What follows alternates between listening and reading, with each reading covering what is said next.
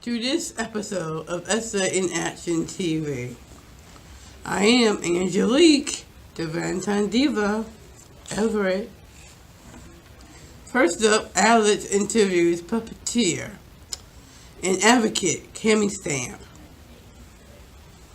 Later on, Sam sits down with researcher and educator Shelly Moore. They talk about how learning from each other is key to creating a more inclusive world. So sit back and enjoy.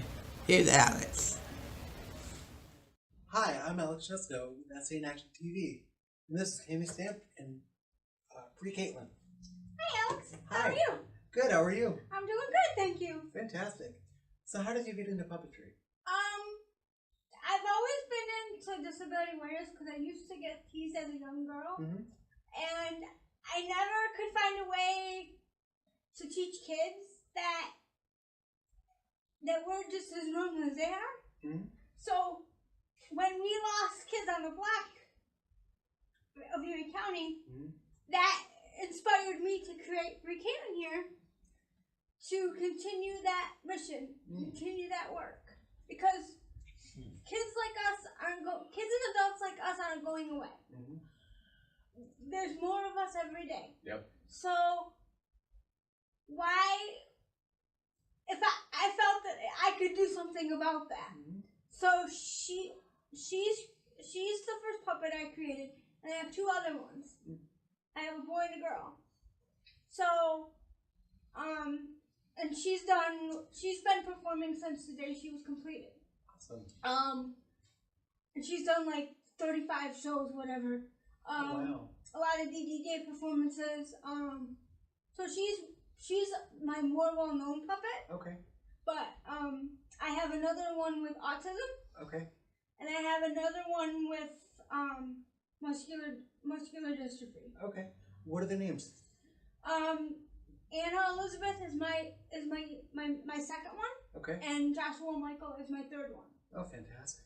And we're available to help anyone that needs help with conveying disability awareness. I'm more than willing to work things out wherever I'm needed.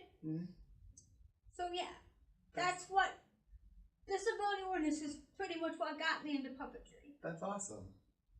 So how does this bring joy in your life? Because I'm helping the world. I feel I'm helping create understanding. I'm helping create less bigotry when it comes to people with disabilities, because we're people first, disability second. Absolutely. But not everybody can see that. Right. Not everybody wants to see that. They're very negative towards people like me, and I wanted to change that. Right. And I felt that I could.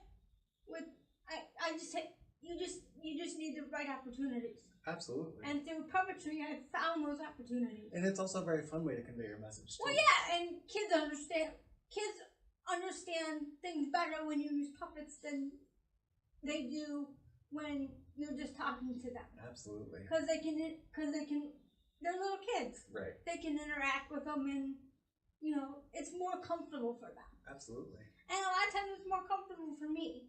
Right. Because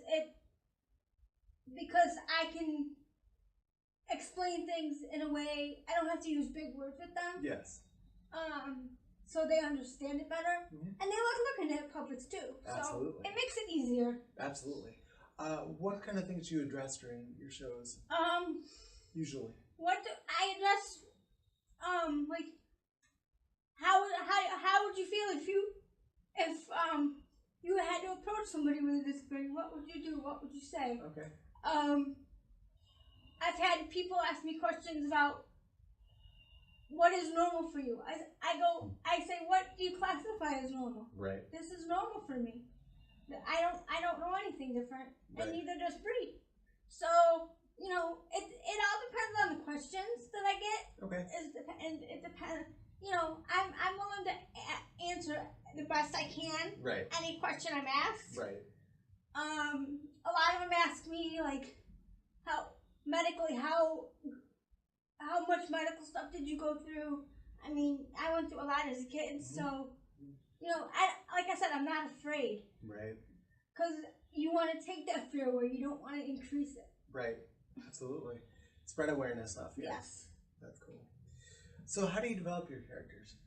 A lot of my characters come from my heart because that's just who I am. I speak when I do anything. I speak from my heart. So my characters come from my heart. But yeah, or if I've had like a bad situation in life, that's where some of the names come in. Where I pick up some of the names, or if I have a friend that's got a disability and I want to honor them, I do that. Cool.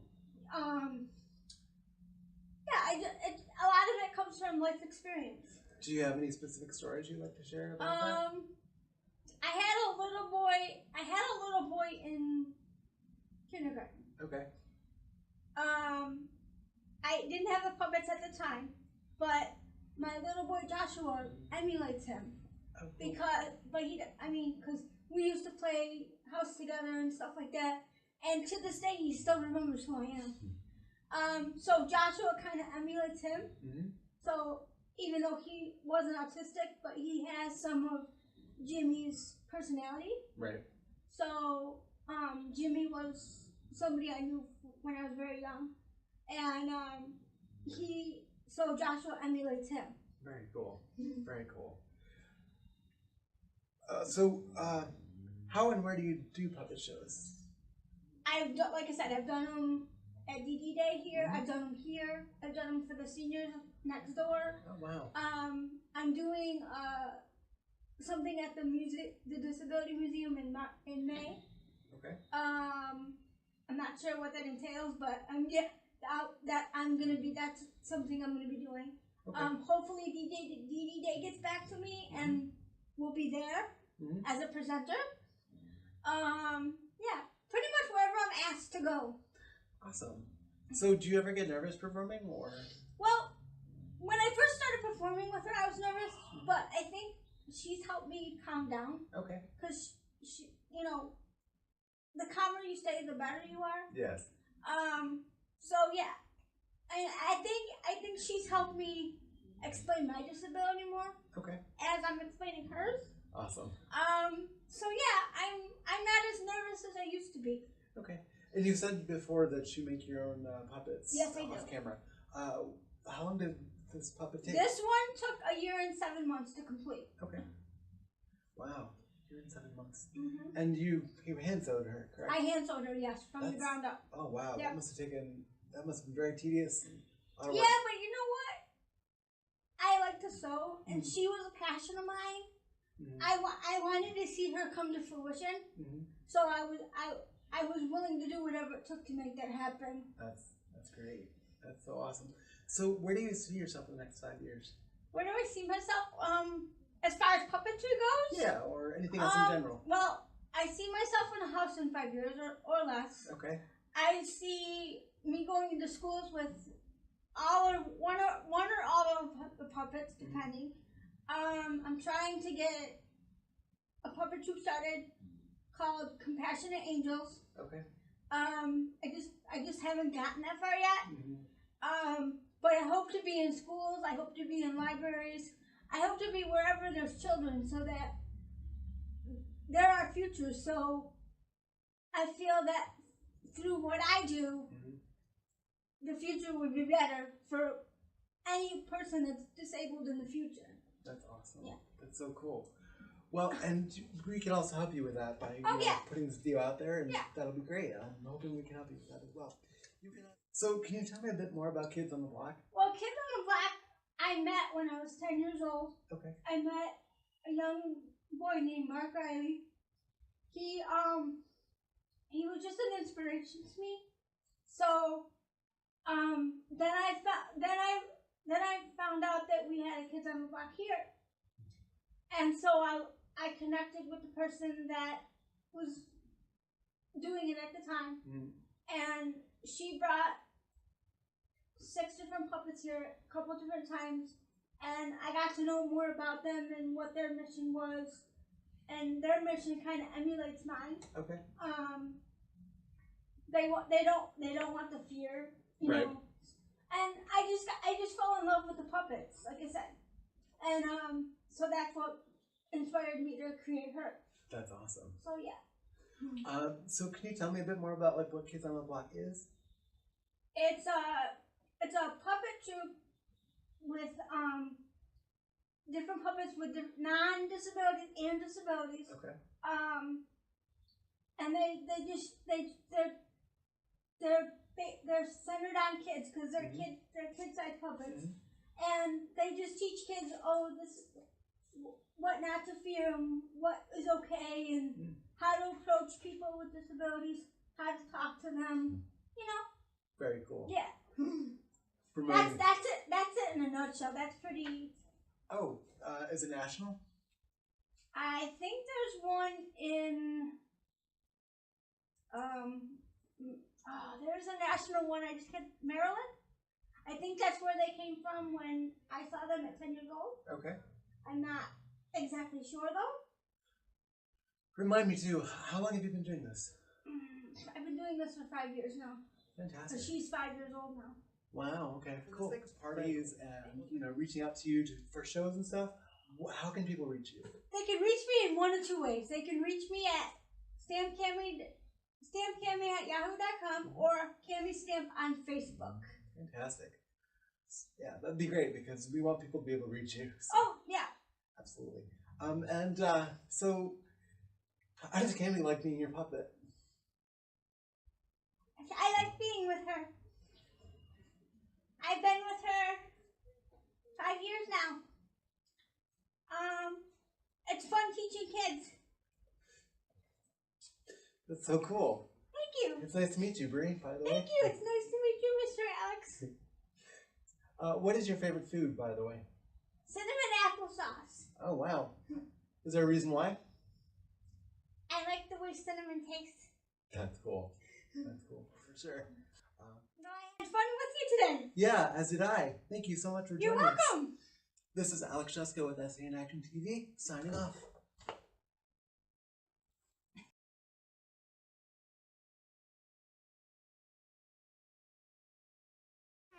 So I am Shelly Moore, and I'm here. I came for a 2-day conference, and I am. What am I? I'm a teacher.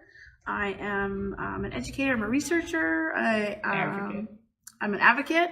I'm a speaker, and so I'm very fortunate to be able to travel around and get to tell stories and hear stories, and so that's what I'm here for these 2 days. Yeah. And why do you do what you do, or why is it important what you do? So the reason why I feel like this is important, or why I do what I do, for a couple of reasons. I started because my own experience as a student, I really struggled, and so when I first started to get into inclusive education, it was to work with kids like me. But what that kind of turned into was I realized that, when I started to shift from kind of learning disabilities to developmental disabilities, that a lot of schools were missing out on the opportunity to learn with people with disabilities, and I feel like it's a real disservice to people to not learn from the diversity of ability.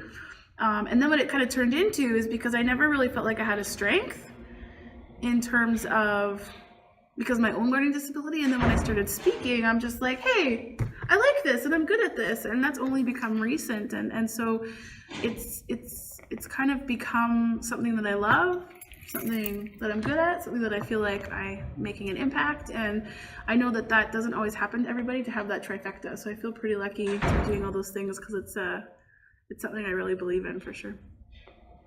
Cool. Mm-hmm. Thank you. You're welcome. Okay. And now I can include you both. And Okay. Did you want to? Like you were in the conference today, you were talking about one identity, and I'm very close with that topic. Yeah. And just would like for you to explain disability and identity the people? Oh, to the people. I think that one thing I realized very early in education is that we're really supportive of identity and diversity, but we don't see disability as identity. We see it as a deficit. And something I've learned over time, especially as I'm learning more about critical disability studies and people that I work with, is that, you know, disability isn't a deficit at all. It's a part of who we are, and it's a part of our identity, and it's not about changing it, it's about learning from it. And I think that when you look at disability that way, you realize how important it is to have in your life.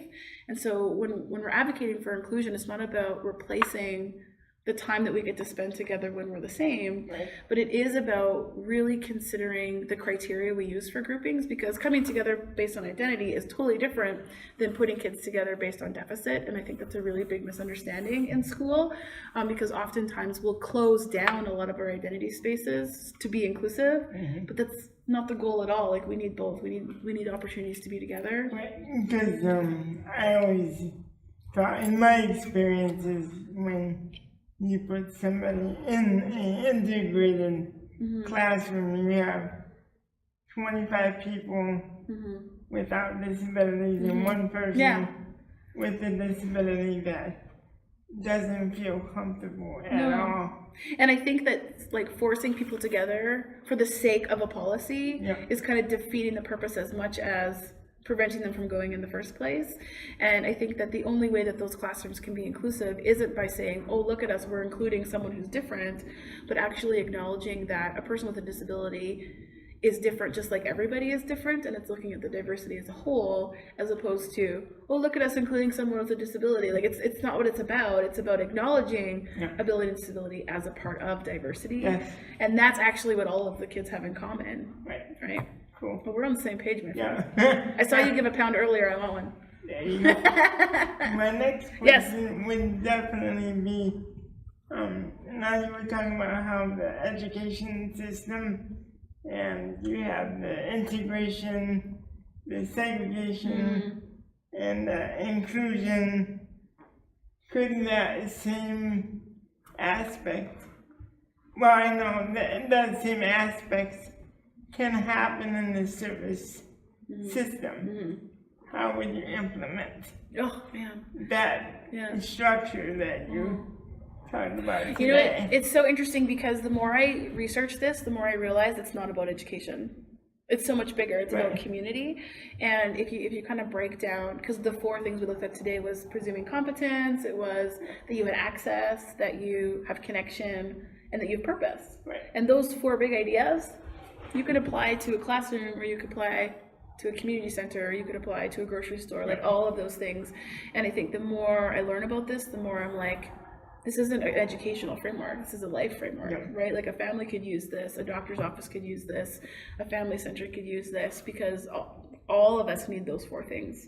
All of us do, regardless of what our ability levels are, our culture, our language. And it's really exciting, because I think the more that we can see what we have in common, the less fragmented we'll be, and the more we can, like, kind of work together. Now, I asked you this question off camera, but I will ask you on camera. I'm ready. How accessible is Vancouver? Vancouver is so accessible. I will even tell you, when I moved there, our mayor was in a full motorized wheelchair. He was a quadriplegic. And absolutely. And so if you watch the Olympics, when they passed the flag to our mayor in Russia, they had to make the Olympic venue accessible, because the mayor is quadriplegic, and so they had to make sure that the mayor could receive the flag. So they had a whole, like, attachment for his chair so that he could accept the flag for Canada. Yeah, so Vancouver, I'm pretty proud of Vancouver for accessibility, for sure. And it's a newer part of the world, like, newly developed, and so a lot of policy that came into place to make buildings accessible, the buildings were built after that. And so, like, I don't think I have ever seen a building built within the last 20 years that doesn't design for accessibility from the start. It has to, right? Now, I was in Toronto for the International Film Festival. Yes. And I've been going there for the past few years, and a couple of things I noticed is more people with various disabilities out in the public, not being hidden, like when you're in America, you might see 1 or 2 people with disabilities walking on the street. And in Canada, you might see 10 to 15 people with disabilities coming down the street. How do you feel about the way that people with disabilities are being included in this society? That's a good question. I think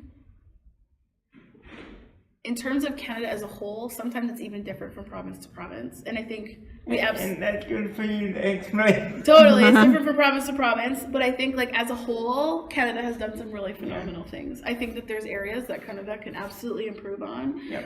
One thing, and the reason why I choose to live in British Columbia is because something that I'm really proud of for BC is they were the first province to close down institutions. They were the first province to move to neighborhood schools. They're the first province to have no segregated schools. And so I think from a systemic structure, there's a value there.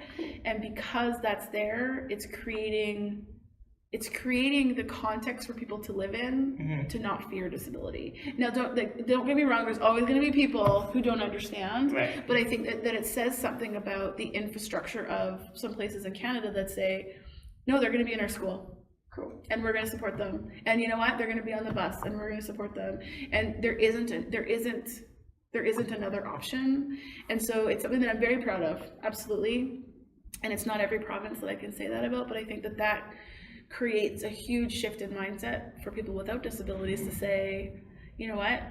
These are citizens like everybody else, and it's not something to fear, but something that's actually a contribution to our society. And I think that I really believe that.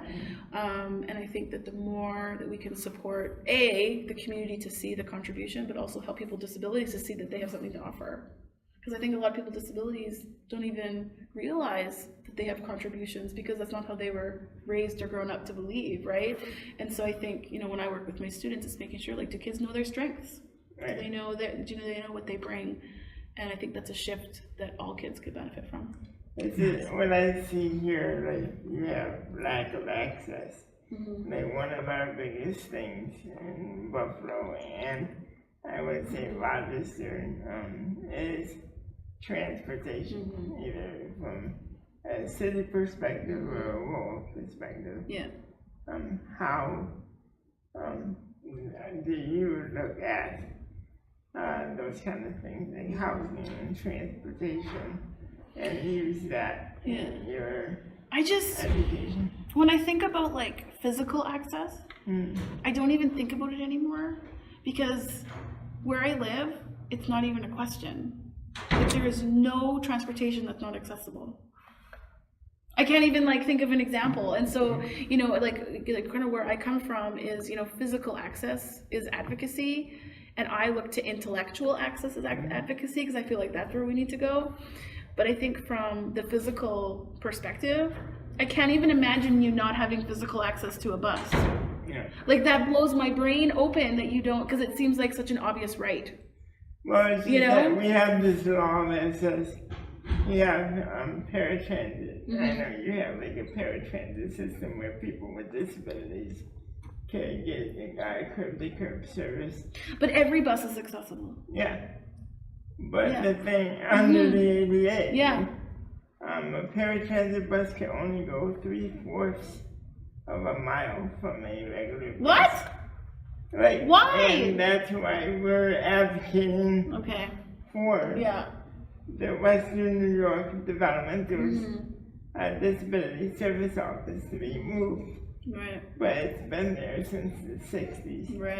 And people just don't want to. I just don't understand. I don't understand. Why wouldn't you want to move it? That's the ultimate question. What? And this is the thing too, is that often if you look at the population that's being marginalized, we're expecting them to go totally out of their way, and then the people who aren't marginalized are like, it's uncomfortable, and I'm like, people, it is so easy. It is so easy for the people who are not being marginalized to change. So how about we just switch those roles? Because they don't want to go past 15 to 5 minutes from work. And they're like, we want this to stay here. And some people are like, we provided services to people. See, if it were up to me, Sam, Yeah. I would just be like, too bad, we're moving it. Because it's like, to me, if it's an accessibility issue, Yeah. there is no question. There's no question. Well, Me and you, let's just take over. Let's take over the world. Let's become we'll just become all the government people that we need to be like, enough is enough, people. Bus is accessible, buildings accessible, because I don't even know how you can attempt to talk about inclusion if we can't actually get to where we need to go. Period. Yes. Dot. And we want to talk about inclusive in schools, and kids can't even get to school. Not a particular dot. A lot of different dots. All the time, in multiple colors and sizes. Yes. Well, you have my support, Sam, 100%. Just wanted for you to tell the audience your final thought or statement that you would like to share. Okay, here's my final thought and statement, and I really believe this 100%. I think both systemically, in terms of physical access, intellectual access, all of the accesses, I think that a big shift that needs to happen, and it's so freeing when you realize this, is that people with disability are not more work. They're not, it's not a burden. We cannot look at this as a burden, because as soon as we start to realize that we're missing, the population is missing out on a fund of knowledge and experience that people who are non-disabled are missing out on. Right. There's contributions here that we are actually, it's actually a disservice, I think, to society by not making it accessible in all ways, emotionally, cognitively, historically. And if I was a parent of a kid without a disability, for them to not have access of ability and disability as a diversity, I think is the biggest disservice to kids. And so you could take that in terms of intellectual ability and diversity or physical ability and diversity, and we often see it as policies and rules that we have to follow, as opposed to, this is going to benefit everybody. Yes. This is not just for people with disabilities, this is for all people. And once people get that, this is the most cost-effective strategy. This is the most effective, because you have to live it. I feel like I need a new friend. Me and you. Like, all the way. No, we get it. Yeah. No, seriously. Thank you very much. Thank you, Sam. Yeah. Let's keep in touch. Cool. Oh, you guys are fun. Thanks for watching SAinActionTV. Like us on Facebook. Subscribe on YouTube. I am Angelique, the Valentine Diva Everett. We'll see you soon.